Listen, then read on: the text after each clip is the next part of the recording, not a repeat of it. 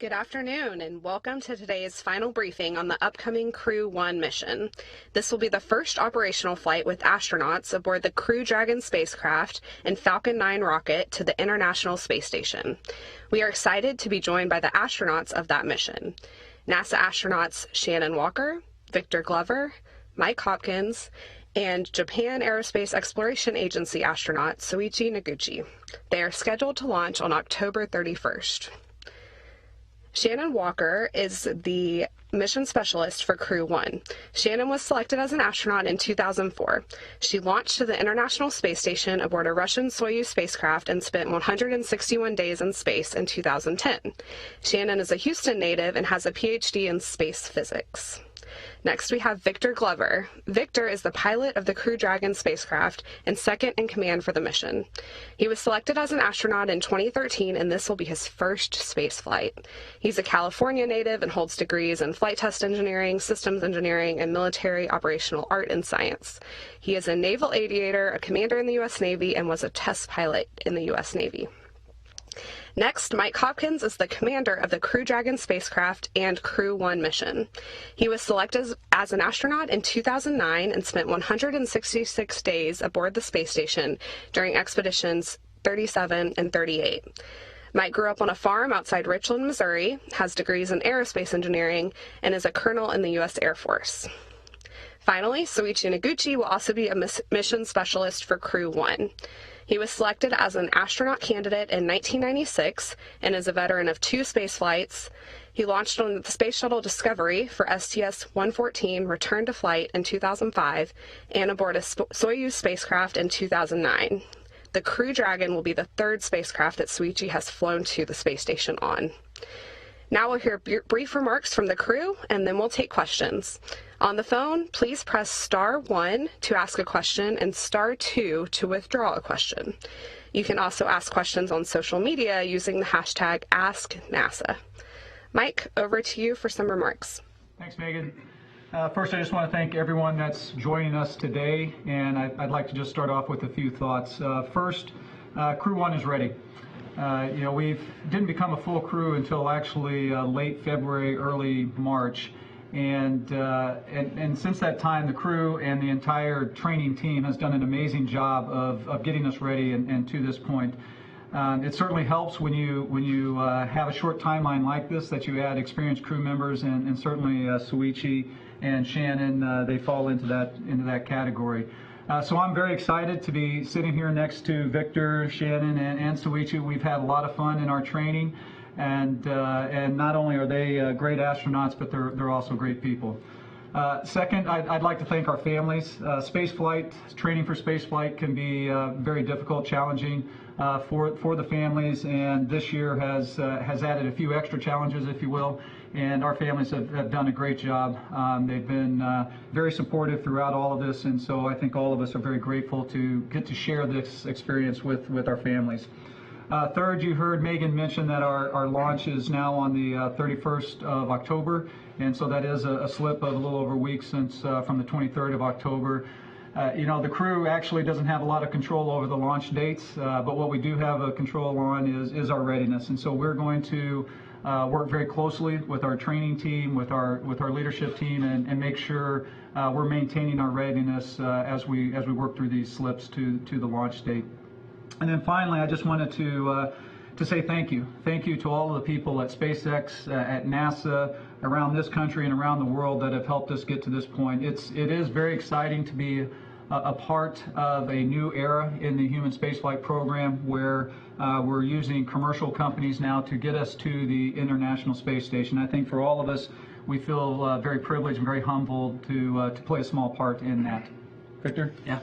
And before we get started, I just wanted to briefly just also express some gratitude. I want to thank God for getting us to this point. I want to thank my family for their love and support, and for all of the NASA and SpaceX folks, and to our partners all over the globe that have gotten us to this point amidst this global pandemic. Thank you so much for all that you've done. With that, I'll hand it off to Soichi. Thank you. I'm very happy to be here as a part of this wonderful crew for this SpaceX inaugural flight for the operation to the International Space Station, and my hats off to all the NASA team and JAXA team and the SpaceX team to make this mission successful. 日本の皆さんこんにちは、JAXA の野口聡一です。この、素晴らしいミッション SpaceX の第1号に、この素晴らしいクルーと共に飛べることをとても楽しみにしています。That's it. Shannon, take it away. Thank you, Soichi. So, again, I just want to echo my crewmates and saying thank you to all the people that have made this flight possible. As Mike said, we joined a little bit later, Soichi and I, so it's been a very intense 6 months worth of training, but we are ready, and I am very excited to get back to the space station. Thanks, everyone. All right, let's go back to Mike. I think you have a special update for us. That's right, Megan. So, before we get started with the questions, we did have one more announcement that we wanted to make. So, as most of you are probably aware, shortly after getting on orbit for the DM2 mission, Doug and Bob announced the name of their vehicle, Endeavour. And so we think that's a great tradition, and we're excited about the opportunity to name our vehicle. However, rather than wait until we got on orbit, we thought we would share that with you today. So without further ado, the Crew-1 Dragon capsule number 207 will henceforth be known by the call sign Resilience. So as you look at the definition of resilience, that means functioning well in times of stress or overcoming adverse events. And so I think all of us can agree that 2020 has certainly been a challenging year. Global pandemic, economic hardships, civil unrest, isolation. And despite all of that, SpaceX, NASA has kept the production line open and finished this amazing vehicle that's getting ready to go on its maiden flight to the International Space Station. And so the name Resilience is really in honor of the SpaceX and the NASA teams. And quite frankly, it's in honor of our families, of our colleagues, of our fellow citizens, of our international partners and our leaders that have all shown that same quality, that same characteristics through these difficult times. if you look at our patch, you'll notice that on the border there's no names, there's no flags, and that was by design, because that patch, it doesn't just represent the 4 of us, but it really represents the countless people that have contributed to getting the vehicle ready and getting us ready for this mission. And so that same theme applies to the name of this vehicle, Resilience. It is not just a connection for the 4 of us, but we really feel like it is a connection to all of you, to everybody. We hope that it brings a smile to your face. We hope that it provides something positive in your lives, and quite frankly, we hope that it's an inspiration, that it shows when you work together, there's no limit to what you can achieve. So with that, the name Resilience, we're all very excited about, but we're ready for questions. Good words, Commander. Yeah. That's awesome. Thank you so much for sharing that. Now we'll get on to some questions. Let's start with Marcia Dunn with Associated Press. Yes, hi. I suppose this question's for one of the 2 pilots. Do you consider, I know this is the first operational mission, but do you also see it as sort of a truncated test flight, if you will, since you're only the 2nd flight? And by operational, do you think that implies that this is becoming routine, Dragon's flying crews? And talk a little bit about some of the safety upgrades made from the first mission, et cetera. Thanks so much. Yeah, you bet. I'll start off, and I'll let Ike chime in as well. But you know, with spaceflight, unfortunately, there's usually nothing routine about it. You know, you do sometimes get into a rhythm with it, but it's always a very dangerous business, and so you know, you always have to take that very seriously. Certainly, you know, the DM2 mission was the official demonstration test flight of this vehicle. However, we are going to see a lot of firsts when we get up there and fly. It's the first time we're taking 4 crew on board, and so that puts more challenges on the environmental control systems and things of that nature. It's going to stay up there for 6 months versus 2 months, and so we're still going to be learning about things regarding time and space and the impacts of that environment. And so we recognize that it is a certified vehicle, but we also recognize that there's going to be some new features, and I'll let Ike talk about some of those new capabilities that we will potentially be demonstrating while we're on board. Absolutely. So our vehicle has new hardware. For example, we are a little more robust to the loads at splashdown. We also have new software that enables us to undock from one docking port, say the forward docking port, and then reposition to the zenith, the one that's on top.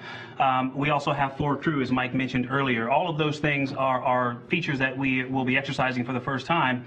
But also, the way the administrator put it when he was asked that the Bob and Doug's mission was the developmental test mission, our mission is like an operational test mission. So as soon as we hit day 64, that's going to be the first time a Crew Dragon at the space station has reached that milestone, and then every day after that will be new territory. Question. Let's go to Lauren Grush with The Verge. Hi, thank you so much. My question is for the American astronauts. You're currently slated to fly right before a very big election, and your fellow astronaut Kate Rubin says she plans to vote from space. I'm curious if you'll be doing the same or if you will be early voting, just in case. All of us are planning on voting from space. NASA works very well with the different election organizations because we're all voting from different counties, but it was easiest for us just to say we were going to vote for space, so that's what we're going to do. All right, let's go to Michael Sheets with CNBC. Hi, all. You all come from very, very different backgrounds, both in terms of your experiences with space flight. Victor is your first, Noguchi is your third. I'm curious, as you guys have gotten to gel as a team, what is that experience like, getting to know one another in the last few months, as well as wrapping up your training together? You know, I'll start off with that, and then maybe I'll let the guy that's getting ready for his third space flight add to it. But you know, that has been what's made this crew, I think, so special. You know, you look at Victor, and yeah, this is his first flight, but he brings a wealth of experience, operational experience with the Navy to the table. And so, you know, it doesn't matter that he's as a rookie from spaceflight perspective. He just contributes all the time, and I really rely on his advice. Shannon has flown before. She's been around NASA for quite a while here at Johnson Space Center, and it's the same kind of thing, right? That bringing that experience to the table. Both she and Soichi have trained as a left seat flyer on the Soyuz, and so even though in this particular capsule they don't have access to all of the controls, all the displays like Victor and I do, we still take advantage of their experience, of their advice. Sometimes they're sitting there and they see things that Victor and I may not see because we're busy on the displays, and so the opportunity to take advantage of that experience has really been helpful. And then, the last thing I would say is that one of the advantages I think of this pandemic and how we've been training is when we go out to SpaceX, for example, and train out there, we have been together for 24 hours a day, and that gives you, they're laughing, but that gives you an opportunity to get to know each other outside of the workplace too. And so we've shared a lot of nights sitting around the dinner table and talking about things other than spaceflight, and that's been very helpful as well. Yeah. Soichi, I don't know if you want to add anything in terms of your third space flight. Yeah, actually, for this training flow, both Hopper and Ike started like 2 years ago, so they know the SpaceX system inside out. And Shannon and I joined like last February, March, so it's relatively short. But the important thing is all of us kind of contribute to this wonderful team. Everybody brings something to the table. And Shannon and I have a luxury of flying in Soyuz and Hopper as well, and also cherished Ike's test pilot background. We really expect his input. So all of us, this diversity definitely brings the team's resilience as well. So this is the one for all for one. That's come from Shannon, but definitely the four of us contribute to the wonderful team of this Crew-1. And if I could add one little short thing, we have, I think, captured the best of the training from the Soyuz training flow and the shuttle flow, where you had a bigger crew, and to really see the best of both worlds, I think, is made it special. And we have a ton of fun training together. Awesome. Okay, let's go to Bill Harwood with CBS News. Hey, thank you. This is for Shannon. Would you, we've heard this in earlier briefings, but from the crew, talk about the value of having at least 4 USOS crew members on board the ISS at the same time in terms of increasing scientific productivity. How big of a milestone is that to the research community? And then a second really quick question, can someone explain Ike's nickname? Thanks. Well, we'll let Ike explain his nickname. But in terms of having more people on the station, so by the time we get up there, Kate will already be there. So we'll have 5 people on the USOS side, as we call our half of the space station. And so it is huge. The amount of research that we can get done and the science that we can get done with just 1 or 2 more people is more than just 1 or 2 more people's worth of science. And you also have the luxury of a regular sized crew, say a crew of 3, which may only be 2 USOS or 3 USOS people, still work on science while you're doing other things with the space station, be it maintenance or other items that need to be taken care of. And so the ability for us to accomplish whatever needs to be accomplished goes way high with more people on the station. Okay, so it's an acronym. It stands for I Know Everything. And the short story is, it is a reminder to never pass up an opportunity to keep my mouth shut. And I'll start now. And he knows everything, by the way. Yeah. Very nice. All right, let's go on to David Curley with Discovery Channel. Thanks for taking the call, everybody. To Mike and Victor, Ike, go Mustangs. Can you talk to us a little bit about the issue with the heat shield and the tiles, and are you comfortable with the fix that everyone else seems to be comfortable with? Thank you. Yeah, you bet. So actually, all 4 of us have been following very closely the issues with the heat shield that were discovered during the DM2 mission. And again, we've hit on this earlier, but I would say this is another example of why the experience that we bring to this crew, and not Ike and I in this particular case, but Soichi was on the return to flight shuttle mission after Columbia. Shannon's husband was on that mission as well, and so they have brought a lot to the table, having lived through that after Columbia. So I would say yes, we are following it very closely, but I would also say there is an amazing team that has been brought together to work this issue, and we are confident in this team and their ability to find the right solutions. Yeah. Thanks. Let's go to Marina Corin with The Atlantic.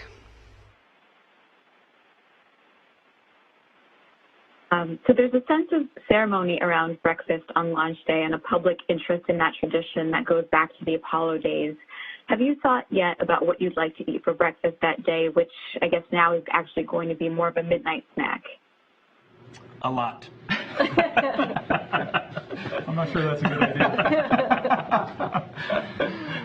You know, actually, we had one of our first meetings today just on what that schedule was going to look like, and so a lot of those little details in terms of what we're going to eat and when we're going to have that meal. We're still working through those, but I have no doubt that we're going to be well fed. The team down at KSC, in fact, actually the team here at Johnson Space Center, because we'll go into a quarantine period before we even leave for the Cape, and so the meals that we'll have here and the meals that we'll have down there, I know are going to be absolutely fantastic. One thing I can quickly add is Ike earlier mentioned we are taking the good piece from the shuttle side and the Russian Soyuz side. We're picking the good tradition. The breakfast is one thing. We're starting to talk about the last final 2 weeks on the ground, and we're starting to pick some of the good tradition we like from the Soyuz side, and we're trying to keep the other good side from the shuttle side, so we can enjoy the best side of those two worlds, and we can start a new tradition. Awesome. Okay, let's go to Miriam Kramer with Axios. Hi, thanks so much. So my question is for the 3 American astronauts. So y'all are flying to space at a somewhat fraught time with the ongoing pandemic and protests around the country, like you mentioned, Mike. And I'm curious what you all see as your role as astronauts within that broader context. Thanks very much. I'll start. I mean, I think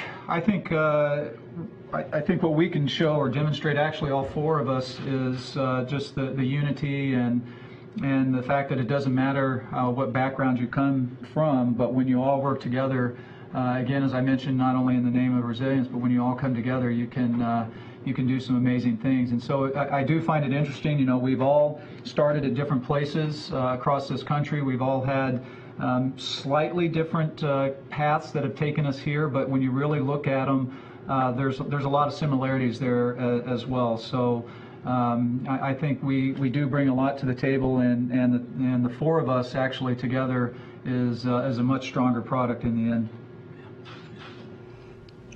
All right, let's go to Selin Barber with Gannett Publications. Mike, this is a question for you. How excited are you to have this honor of not only returning to space, but being the commander of this historic mission, launching from revered Launch Pad 39A, and then also follow up, how has your training, changed from your previous mission? Thank you. Yeah, thanks, Lynn. As a commander, as you can imagine, it's quite an honor. As a flight test engineer, as a backseater, if you will, in the aviation world, I don't have that opportunity to command. I think that these new vehicles moving forward, they show the opportunities that are out there for other folks that don't necessarily have the same background as, say, Victor in this particular case. So it is an honor, and I'm humbled by it. But I will also tell you that there's a lot of value in the experience, for example, that Victor brings to the table with all of his operational hours in the F-18 with the Navy.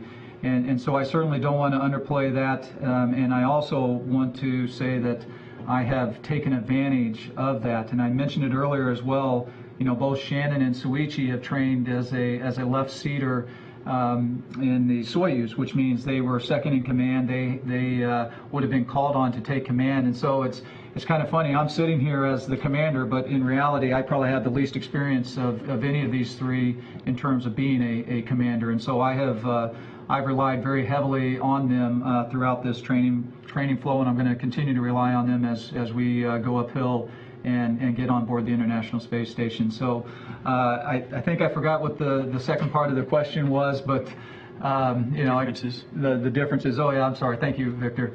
I see what I mean.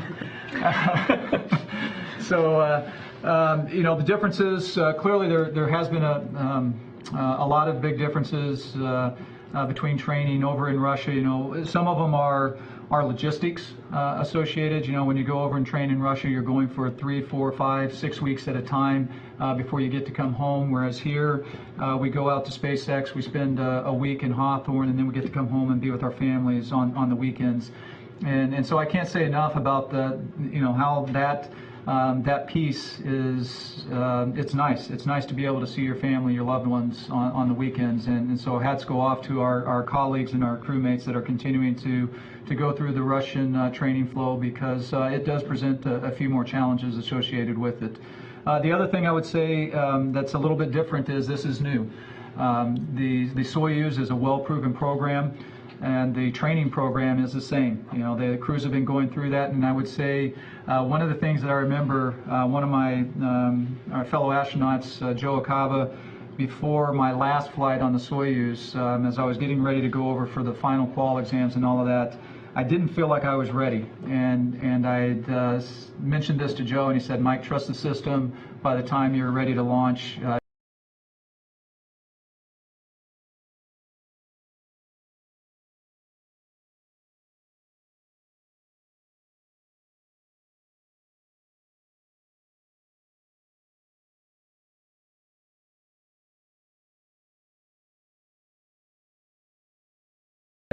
Fortunate enough to experience 3 different spacecraft training. This one, obviously, most of the training for the Crew Dragon side is done by SpaceX itself, and their approach is slightly different, but I would say it is really effective. And as I told you earlier, we have, Shannon and I have like a very condensed flow, about 6 months from the scratch to the launch pad, and actually worked out great. And again, this is our 4 of us joined together to come up with the right way of operating a spacecraft. So it's not just SpaceX. SpaceX is great, but we also, as a team, come up with the right approach. And I'm pretty sure that like my commander said, we are ready to fly. All right. From Jackie on Facebook, what would you say to an aspiring astronaut? You know, I think the 3 things I generally say when I get the privilege to go talk to young folks is to be gritty, G-R-I-T-T-Y. It means to persevere and to not be afraid to work hard, to be a lifelong learner inside and outside the classroom, and to work very hard at being a good teammate. And that last one is very tough, because at the end of the day, it's not up to you. It's up to the people to your left and to your right. So to be gritty, to be a lifelong learner, and to be a good teammate. All right.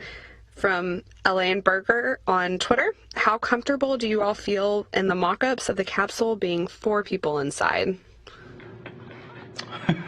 I'll take that. Yeah, you got it. I think it's very comfortable compared to the Soyuz, which has 3. It's a much tighter space where you're actually sitting. The Soyuz does have another compartment where it has stowage. In the Crew Dragon, it's just 1 compartment, so your stowage and your people are all together. But it makes it feel a little more space-ish. Space-ish. It's hard to say. But it's nice. It's comfortable. All right, let's go back to the phone bridge for some more media questions. Robert Perlman with Collect Space. Hi, thank you. For all 4 of you, what is the milestone of reaching 20 years of continuous human occupancy on the ISS mean to you each personally? And what does it say about the overall state of human space exploration when you consider that over the last 2 decades and 240 people There have been less than 24 women, less than 20 people who were from countries other than the U.S. and Russia, and only now, with Victor, you're becoming the first African-American astronaut to become a space station expedition crew member. Well, I'll start. The ability to fly in space, period, is a privilege. And so to be able to fly on this amazing vehicle that was made in California like I was, that is a privilege. It is icing on the cake.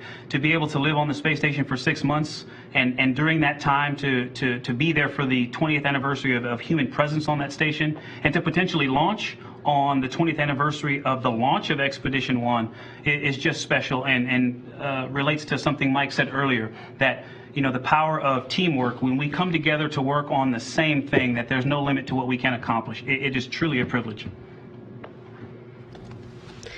All right, now let's go to Chelsea Gold with Space.com. Good afternoon. So kind of on a similar note, this is a question for Victor. As Robert mentioned, you will be the first Black astronaut to ever be part of a crew for a long-duration mission on the space station. This seems like a long time coming, and I'm curious, as also a first-time astronaut, how you feel about embarking on your first mission while also making this history. Well, I actually try very hard not to think a lot about it. I want to go up there and I want to do my job very well, and I want to come back and talk to you about that after I get back home to my family safely. So I would say let us accomplish that first, and then we have something to celebrate. It's bittersweet, and I can't tell you why it's taken us this long, but again, I hope to go up there and do my job to the best of my ability, and I would love to come back and tell you stories afterward. All right, let's go to Joey Roulette with Reuters. Hey, I was wondering what the process of casting a ballot from space is like. Do you guys send some kind of digital ballot down to Houston? And also, would love to hear any kind of good tips that you guys could share from Bob and Doug that they may have passed along from their mission. Thanks so much. Well, I can talk about casting a ballot from space since I did it last time I was on the space station. They basically send you an electronic file. It's a PDF, and you mark your choices, and then you email it back to the, I forget the title of the person, but the person who's in charge of the election for the county. And so then that gets counted into all the ballots that are brought back. It's very simple, very straightforward. And then I'll jump in terms of from Bob and Doug. We were very fortunate after they got on orbit, probably about a week after, I think, we had a chance to have a conference with them. And then once they returned to Earth, the same thing. We had an opportunity to speak with them. And one of the great things about that is you get to hear sometimes the little details that don't show up in a training program or a training lesson. And some of those things are simple, some of those may not seem like a lot, but they can be very important. For example, they talked a lot about some of the sounds that occurred during the fueling process. This is something that we haven't done in the past, and so having astronauts in the capsule on the rocket as you're fueling it up is a little bit different. And so listening to them describe some of those sounds is very helpful, because then when we hear them during that process, you're expecting it, and it's not as big of a surprise, and you're not sitting there looking at each other were we supposed to hear that. The other thing is not just the sounds, but the feelings, and so they talked a little bit about that.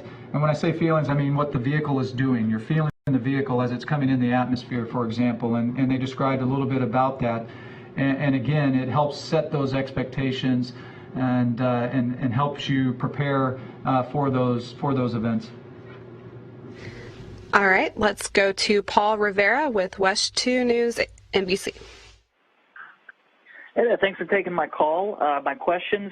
This is to everyone. When it comes to the diversity of the crew, and this sort of pegs off of an earlier question, how important is this diversity of the crew to future space explorers that look to you and say, this person is in these shoes doing this, I might be able to do this moving forward because they took that step? Yeah, I think your question actually is a great answer as well. I think that is one of the nice things about this crew is people out there can take a look at it and find something similar, familiar to them, and we hope that can be an inspiration to them. But I mentioned this a little bit earlier, and I'll mention it again. When you really look at our backgrounds, there's a lot of similarities there. And so focusing on those similarities, I think, is pretty important as well, but also celebrating our differences and hoping that that can inspire folks from all across the country and the world, I think is a great thing. All right, let's go to Gina Sunseri with ABC News. Shannon, you've got considerable experience already on the space station. What are you bringing forward from your last segment to your last expedition to this that will make this expedition different for you? That's a good question. I haven't thought too much about that. I think one of the things that I will bring is my experience, which doesn't sound like a very concrete answer, but my experience of having already lived and worked there will give me a huge head start and make me much more efficient this time around than I was last time I flew. So knowing how the station is laid out, knowing how it's packed, knowing how the ground works with the crew on the station, how it all fits together will make me just a better crew member overall. Okay, let's go to Dave Mosher with Business Insider.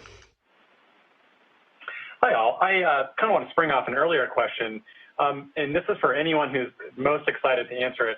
What is the most interesting comment or tip that Bob or Doug told you about riding the Dragon? And I mean that in terms of preparing you for the mission. I think, Mike, you mentioned the sounds, but maybe there's something else that they said that has really stuck with you, and you can share with us what that is. Thank you. Yeah, I've got one that I'll share, and if somebody else has one as well, I hope they have an opportunity to share that too. But I would say I remember talking to Doug about entry, and his comment about entry was that it happens fast.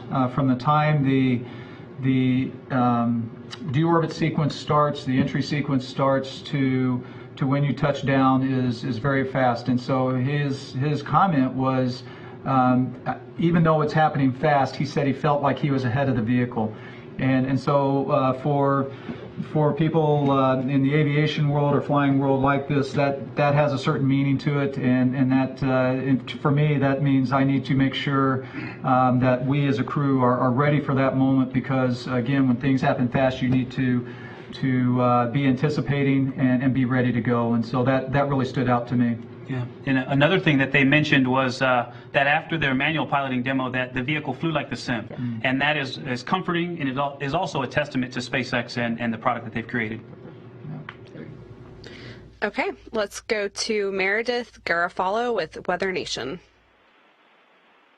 Thank you guys all so much. I really appreciate your time. Now, we've had decades of different accomplishments of space exploration, and why is this one important to you and for our future generations? What do you hope they always remember from this launch and from this mission?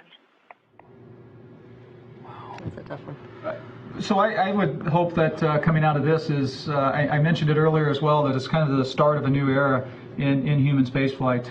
I think in terms of using the commercial companies to give us access to the International Space Station, I think there's another piece that's happening, and that is opening up low Earth orbit to more people, to potentially not just NASA astronauts and JAX astronauts and cosmonauts, but to civilians that are out there. And so I think if this is the start of that, I think that's a great thing, and I hope they can take that from it. All right, let's go to Stephen Clark with Spaceflight Now.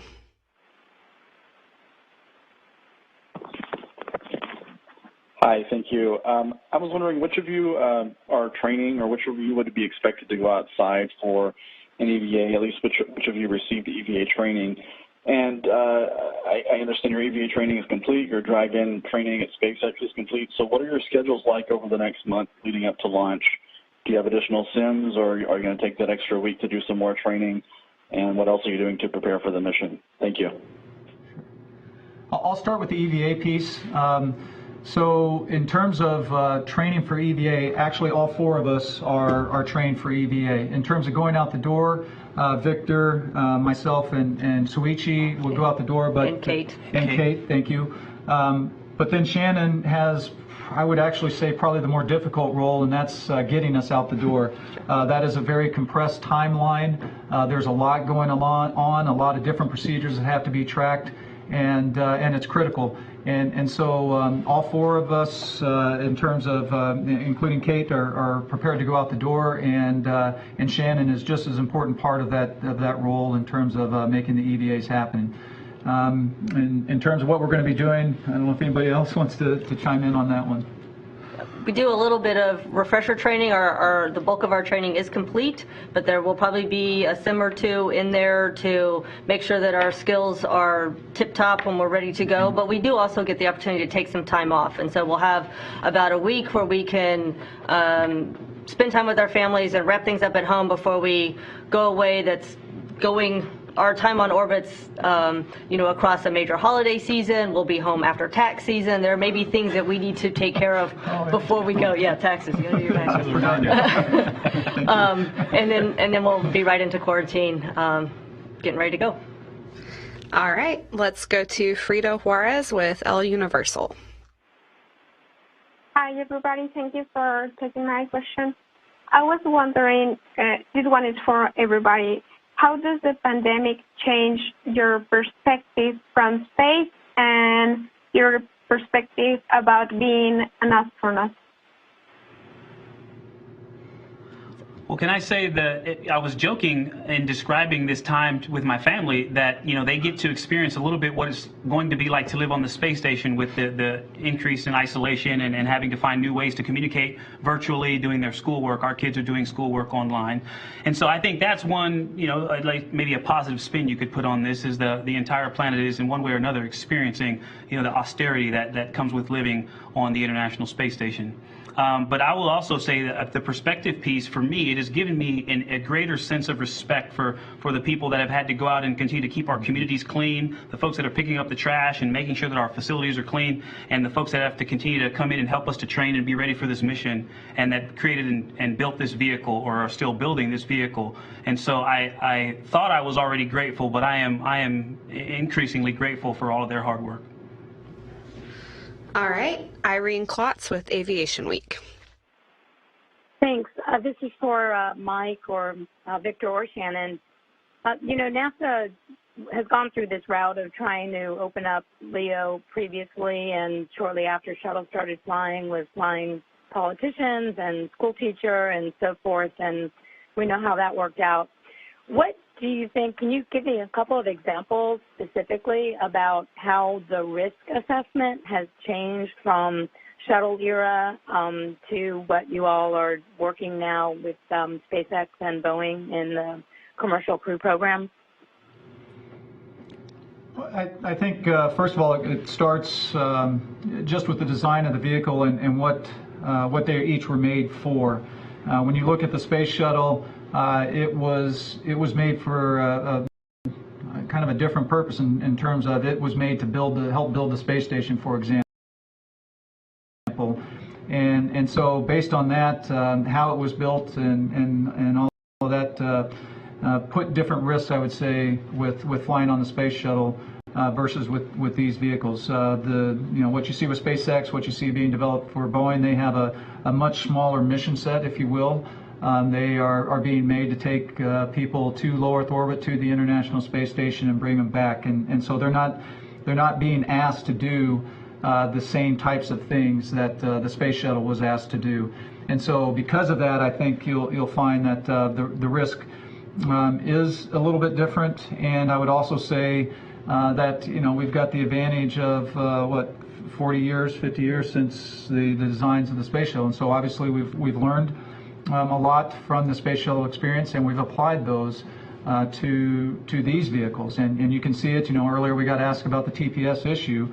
All of that experience from the shuttle is being applied right now to this vehicle, and we're taking advantage of that. And so that's not only making it safer for us, but as we look at potentially other folks being able to fly on these vehicles, it's making it safer for them as well. And having the 20 years of human presence in low Earth orbit has given us the time to work out the operations, the technology, and the teamwork, really, the partnership, the 15 to 18 nations that make it possible for us to have this International Space Station. So that's also grown our abilities to work and live in space. Mm-hmm. All right, let's go to Mary Lou Bender with Cosmic Perspective. Hi, thank you. This is Mary Liz. So lately I've been talking to retired astronaut Nicole Stott about a subject near and dear to her. She says that she's always so grateful that someone insisted that she take her humanity with her on her human spaceflight. And for her, that meant painting in space. And I'm curious what this might mean for you all. Have you decided to bring something special in your personal effects, or have you thought about how you'll spend your personal time? Good question. Yes. For me, yes, yes, we know and love Nicole. Unfortunately, I don't have the same talents as she has when it comes to art, so that is not something I will probably be doing very much of in space. I think a lot of my time will be similar to what it was before when I had free time, looking out the window and enjoying the perspectives of space, and then thinking of ways that we can communicate that to the rest of the world, because communicating what we're doing and our experiences up there is hugely important. All right, let's go to Frida Juarez with El Universal again.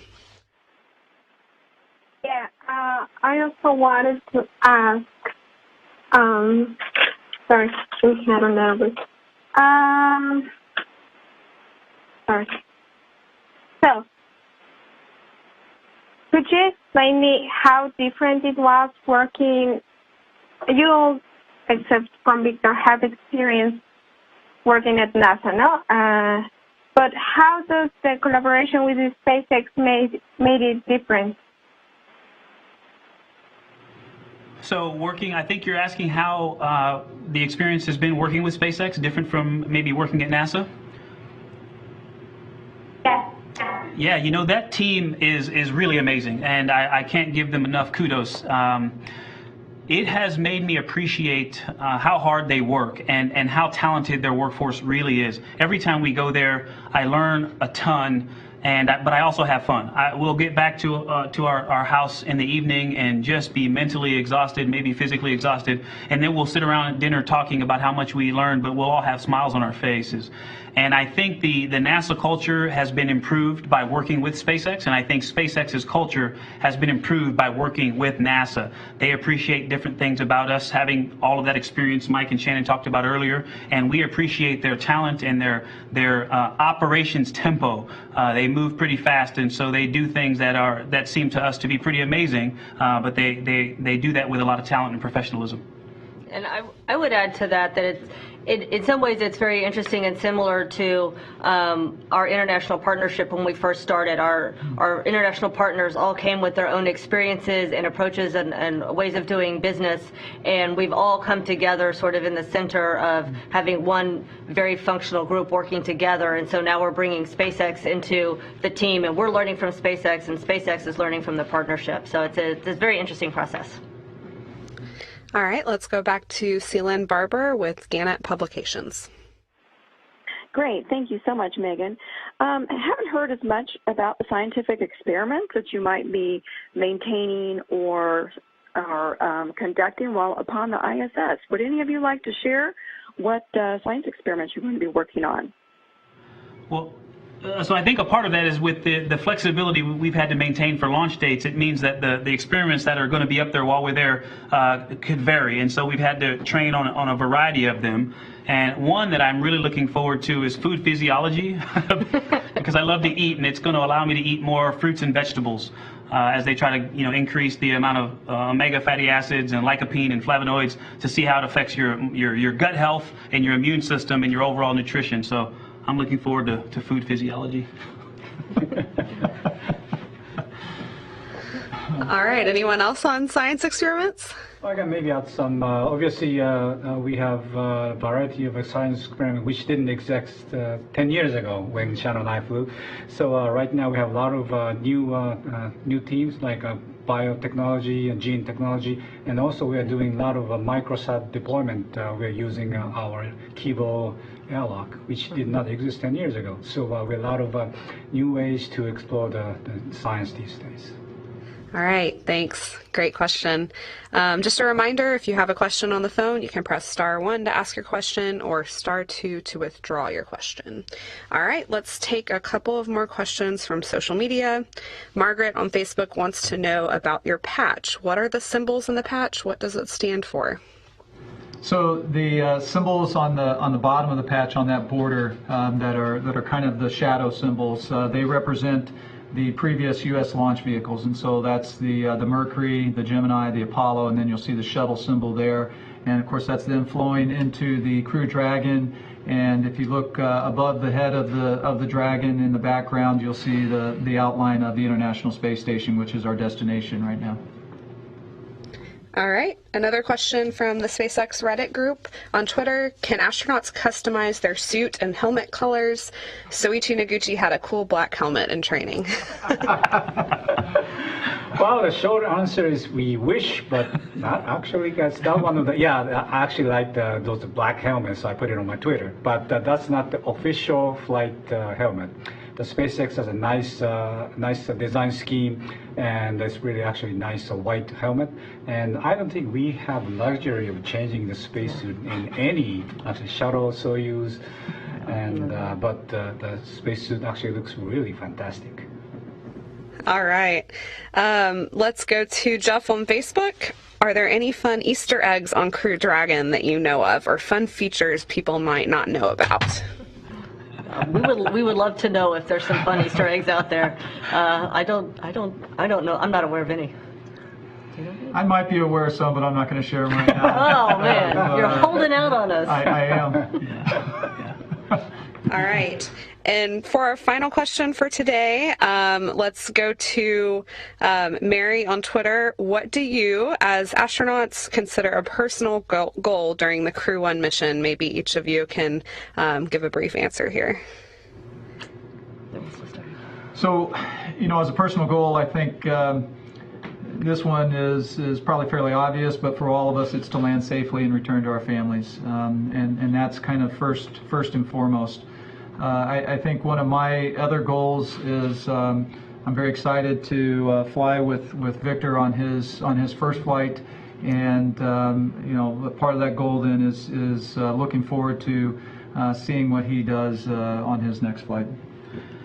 I've listened to the advice of my colleagues and good friends, and I'm going to make a point to try and capture the moments, take a lot of pictures of the things that we do inside, not just our beautiful planet, but also of my crewmates as well, to try and really capture that experience, but also just to experience it itself.